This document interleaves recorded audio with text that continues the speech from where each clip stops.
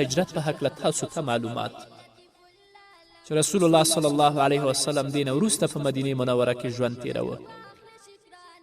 او په ډېر ښه انداز کې به خلک د اسلام مقدس دین طرف ته رابلل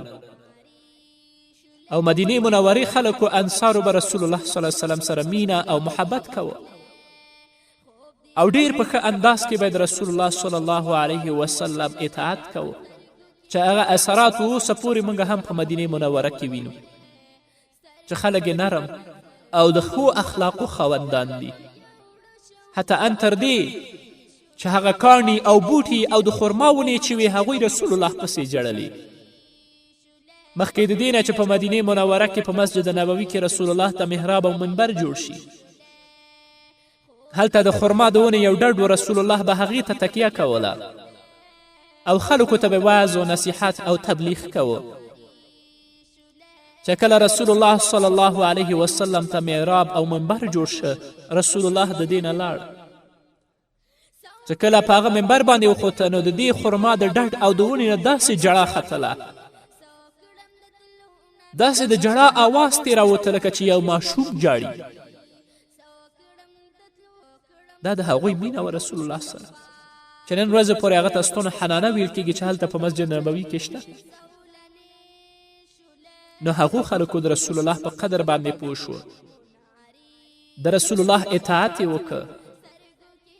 د رسول الله لارښوونو ته یې درناوی وکړه الله عزت د دنیا او عزت د آخرت د هغو په برخه که او هغه کسانو چې د رسول الله صلی الله علیه وسلم سپکاوی وکړه رسول الله ته یې په سپکه سترګه وکتل او د رسول الله صلی الله علیه وسلم اوامر او لارښوونې ونه منلې ان تر دې چې د رسول الله د قتل او د وژنو اراده یې وکړه د مکې نه ویستو نو هغو خلکو ته الله رب العزت ذلت د دنیا او آخرت پر برخه که چې په دنیا کې هم ذلیله او په آخرت کې د هغو ځای جهنم الله دې موږ ته هم توفیق راکړي چې د خپل پیغمبر په قدر باندې پوه شو او د رسول الله د ویناو او د لارښوونو درناوی وکړو د خپل کورنی ژوند انفرادي ژوند د رسول الله د ویناو مطابق مخکې بوځو که زموږ خویندې دي او که ورونه دي راشئ د رسول الله ویناو ته متوجه شئ خپل اولادونو ته د رسول الله سیرت بیان کوئ د الله کلام ورته بیان کوئ چې وروسته دوی تاسو پسې دعا وکړي